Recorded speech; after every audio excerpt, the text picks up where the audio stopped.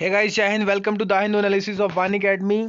और ये मार्च 28, 29 और 30 मार्च के हमने एक ही साथ आपके लिए एक छोटी कंबाइन वीडियो के अंदर हम लेके आए हैं, क्योंकि अ, जैसे अभी प्रीलिम्स का टाइम नज़दीक है, तो टीम जो है कि ज़्यादा जो प्रेपरेशन जो प्रीवियस ईयर के जो क्वेश्चंस हैं उसके अलावा जो करंट अफेयर्स हैं, ताकि हम रिवीजन की तरफ ज़्यादा ध्यान दे सकें।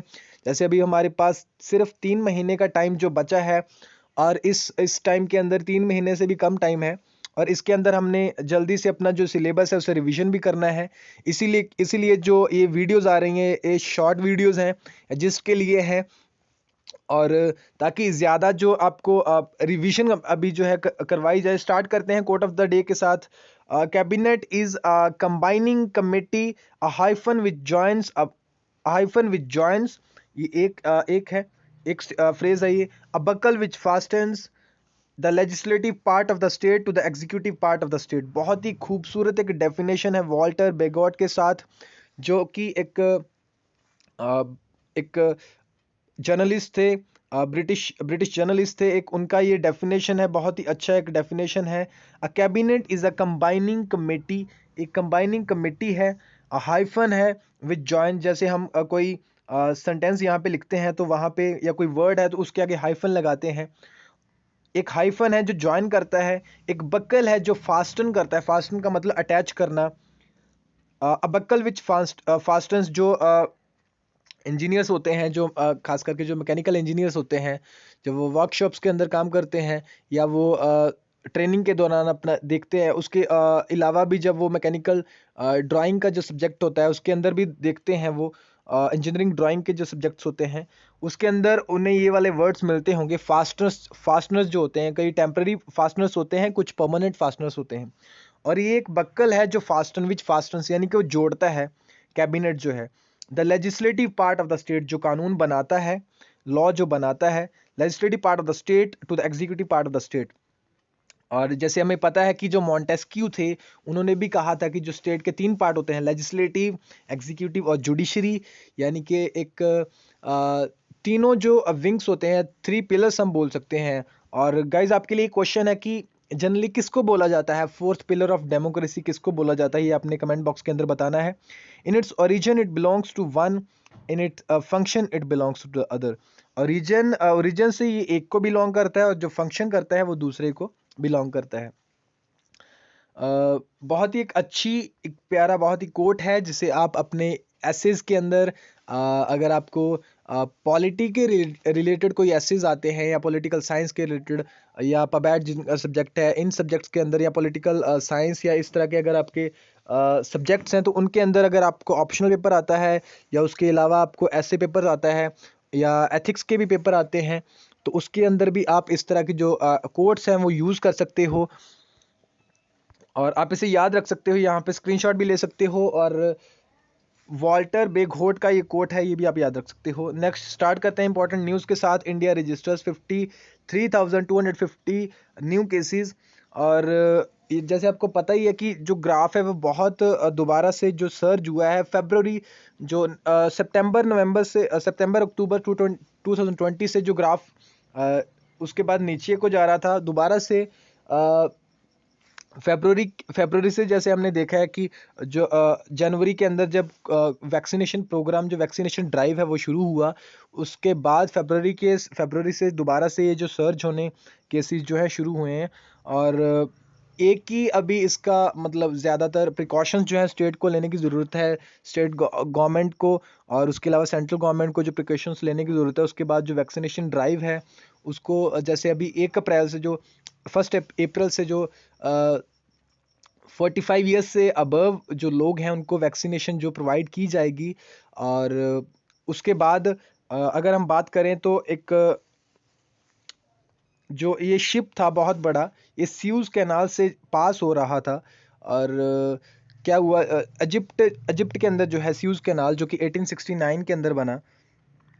और इस एक शिप वहाँ पे जब ये जा रहा था, और वहाँ पे डिसबैलेंस होने की वजह से ये स्टक हो गया उसके बीच में, और जो बाकी जो वहाँ पे शिप्स थे छोटे, उनका भी रास्ता ब्लॉक हो गया। और बहुत सारी मुश्किल हुई और काफ़ी समय तक ये वहाँ अटका रहा। और इससे क्या होता है कि क्योंकि बहुत सारा जो अराउंड 10 to 20% वहाँ से ट्रेड होता है, और बहुत सारा जो नुकसान है वहाँ से हुआ। और इवन कि ऑयल प्राइसेस पे भी, इसका जो क्रूड ऑयल है उसके प्राइसेस पे भी इसका जो इफेक्ट पड़ा। A tug boat moving cargo ship Ever Given which was stuck in Suez canal Egypt on Monday. Suez canal जो है इजिप्ट के अंदर 1869 के अंदर ये बना। The ship blocked the key trade route for nearly a week. एक week तक ये जो इसने ट्रेड रूट जो है इस यहाँ जो रेड सी को मेडिटेरियन सी से जोड़ता है, ये स्यूज कैनाल जो 1869 के अंदर बना। और पहले जो था कि जब यूरोपियंस हमारी कंट्री के अंदर आए तो अफ्रीका अफ्रीका से जो लेफ्ट साइड जो जैसे वास्को डिगामा जो पोर्टुगीज थे 1498 के अंदर जो आए, पहले लैंड रूट ही था। उसके बाद 1869 के अंदर बाद में ये बना स्यूज कैनाल, ताकि जो इतना कवर करना जो टाइम है वो उसे बचाया जा सके। और उसके बाद रिसेंटली इजिप्ट ने इसे वाइड भी किया था इस कैनाल को, ताकि जो ट्रेड है वो और बढ़े। Less than 6% of the houses under PMAYG completed this year. Awas Yojana जो है, ग्रामीण आवास योजना जो है, प्रधानमंत्री आवास योजना ग्रामीण जो है, एक अर्बन भी है ग्रामीण भी है, ये आप देख सकते हो। और इसके under 6% of the houses under PMAYG complete हुए हैं इस साल। फ्लैगशिप स्कीम है ये, has reached just 55% of the target. ये आप यहाँ पे देख सकते हो। फाइनेंशियल ईयर 17, 18, 19, 2021 का ये जो टारगेट है और कंप्लीट कितना हुआ ये आप यहाँ पे देख सकते हो। जैसे फाइनेंशियल ईयर 2021 का ये टारगेट था 63,76,580 और 22 लाख के आसपास यहाँ पे बने हैं। State such as Assam, Chhattisgarh, Karnataka did not seen even a single house sanction in financial year 2021 get completed. अगर आपको क्रिटिसिज्म बोला जाए किसी तरह से पॉलिसीज का, या चैलेंजेस बोला जाए कि अगर आपको स्कीम्स के रिलेटेड अगर आपको वहाँ पे क्वेश्चंस आते हैं तो आप इनकी एग्जांपल्स वहाँ पे दे सकते हो। और 50% don't wear mask find government survey. Government ने एक सर्वे किया, उसके अंदर ये पता चला कि जो 50% ऑफ द पॉपुलेशन है हमारी कंट्री की वो मास्क नहीं पहनते। और इसी तरह की जो लापरवाही होती है, जब हम सारी जो रिस्पॉन्सिबिलिटी है वो गवर्नमेंट की ऑफिशियल्स की समझते हैं, और जब लोग सेंसिटिव वहाँ पे अपना एक basic sense of humour use नहीं करते कि क्यों हमें ये पहनना चाहिए।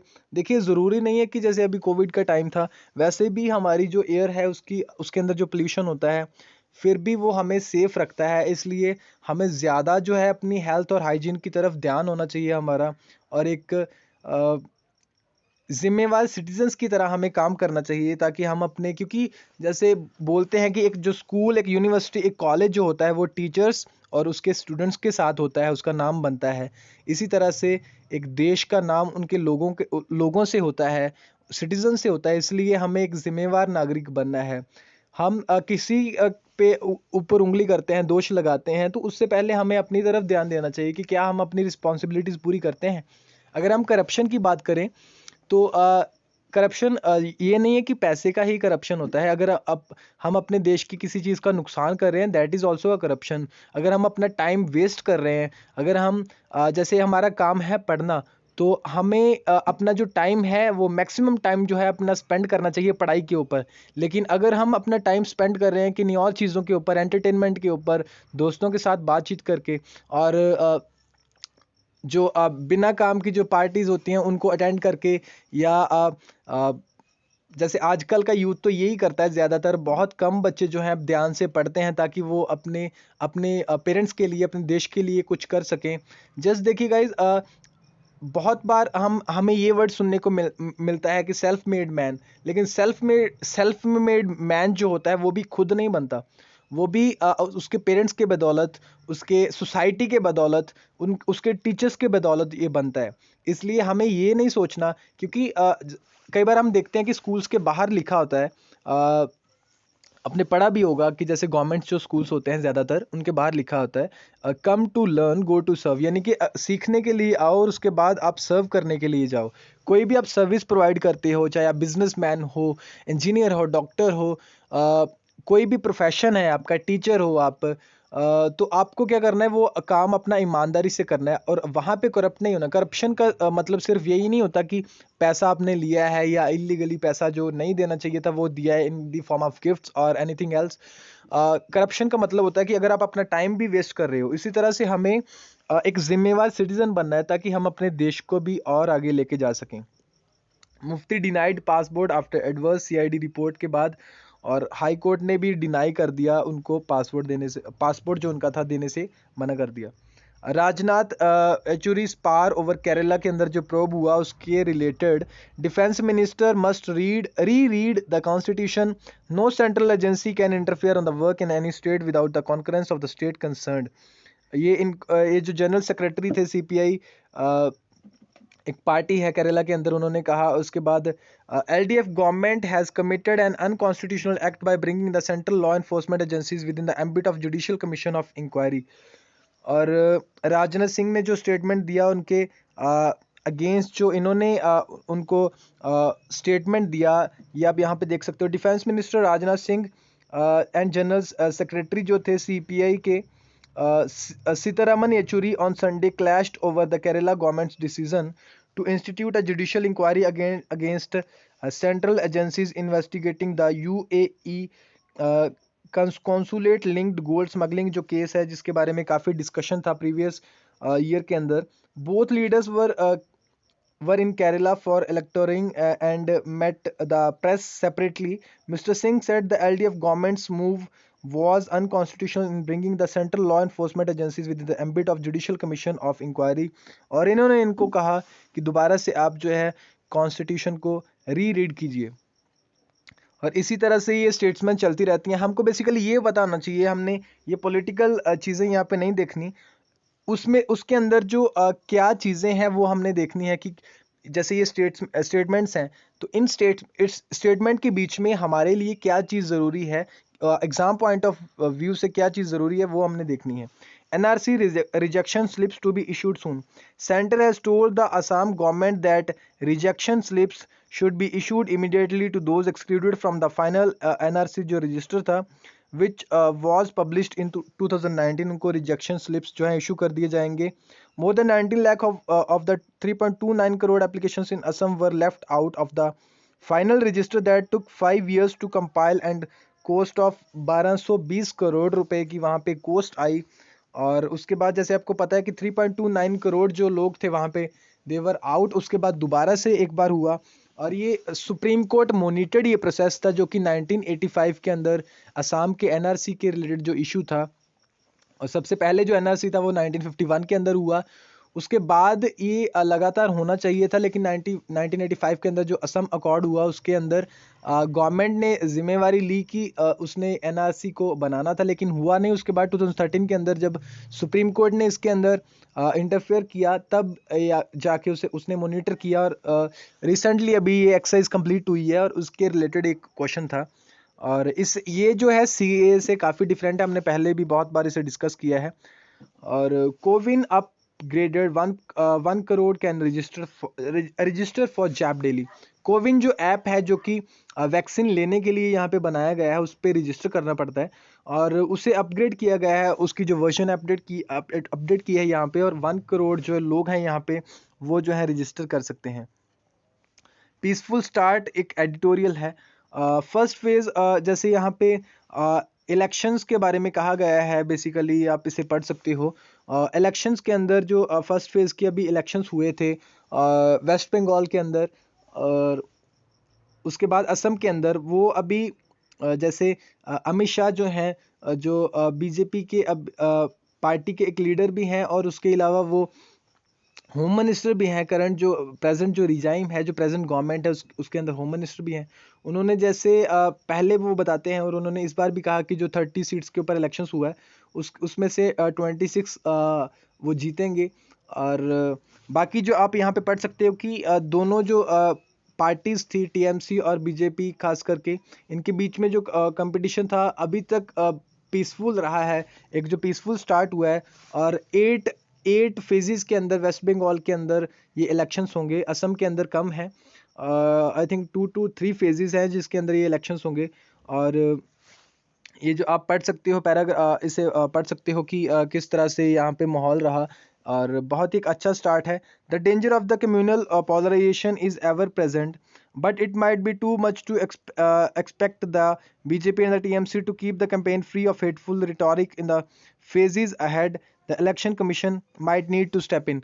इलेक्शन कमीशन को ज़रूरत है जो मॉडल कोड ऑफ कंडक्ट के द्वारा, ताकि वहाँ पे ज़्यादा जो है जो वॉच डॉग होता है, इलेक्शन वॉच कमीशन जिसे बोलते हैं, वो और ध्यान रखने की वहाँ पे ज़रूरत है। क्योंकि ज़रूरी नहीं है कि ये अभी ये जो पीसफुल माहौल वहाँ पे था ये बना ही रहे इस तरह से। आप देख सकते हो ये जो पोस्टर कार्टून्स आते हैं द हिंदू के अंदर या किसी भी न्यूज़पेपर के अंदर, ये एक ओपिनियन एक्सप्रेस करने का एक राइट है जो फ्रीडम ऑफ एक्सप्रेशन के अंदर आता है आर्टिकल 19 सब क्लॉज 1 के अंदर। उसके साथ आर्टिकल 19 सब क्लॉज 2 के अंदर रिस्ट्रिक्शंस भी हैं, रीजनेबल रिस्ट्रिक्शंस भी हैं, जो कि एक लिमिट लगाता है कि कितने हमें, क्योंकि कोई भी राइट्स होते हैं फंडामेंटल राइट्स हो चाहे वो एब्सोल्यूट नहीं होते, और इस वजह से एक लिमिट भी होती है जिसके अंदर रह के हमें काम करना है। Opacity rules, the electoral bond scheme undermines the voters. Electoral bond scheme जिसके रिलेटेड हमने पहले भी डिस्कस किया था, undermines the voters right to know about the funding of parties. Reasons given by the supreme court for not staying the issues of electoral bonds are unconvincing. A bench headed by chief justice of India justice S A Bobde. और recently आपको पता है कि एक announcement भी है कि अभी जो हमारे न्यू चीफ जस्टिस होंगे, आप उनका नाम जो है कमेंट बॉक्स के अंदर बताइए।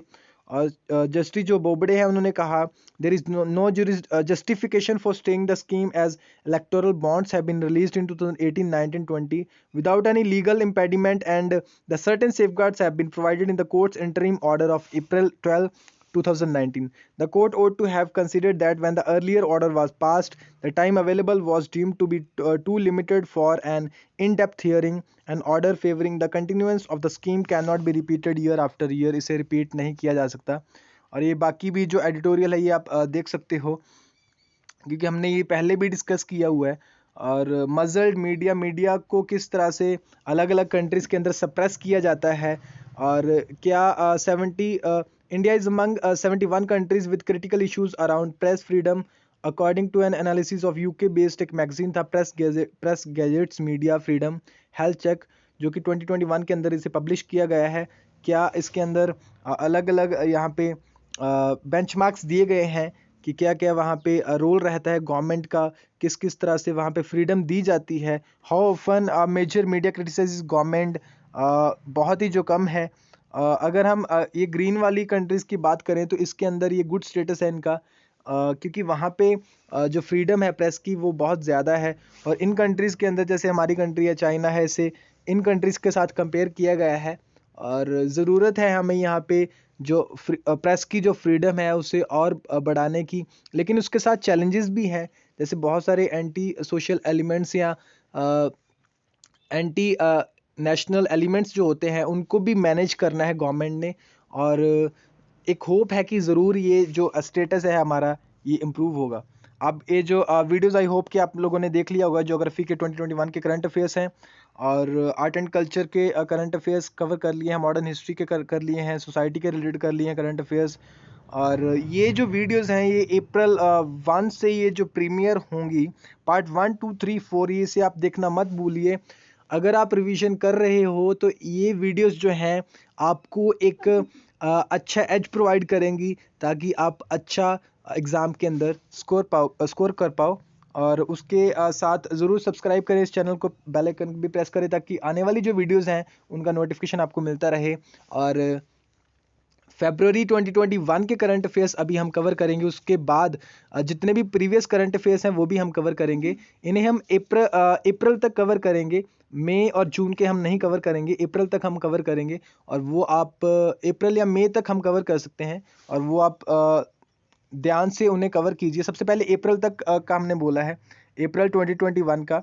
और उससे अगर हम बात करें तो प्रीवियस जो मैक्सिमम हम मई 2020 देखेंगे। मई 2020 से या अप्रैल 2020 से लेके अप्रैल 2021 के हम कवर करेंगे। और इसे आप फॉलो कर सकते हो और बहुत हेल्पफुल रहेंगे ये। अपने दोस्तों के साथ आप शेयर कर सकते हो, अपने बैचमेट के साथ आप ये जो वीडियोस हैं इन्हें शेयर कर सकते हो। अप्रैल 1 से ये स्टार्ट हो रही हैं और अप्रैल 1 को जो प्रीमियर हो चुकी हैं, आप आई होप कि आप लोगों ने वो देख ली होंगी। Thank you for watching this session. Have a nice day.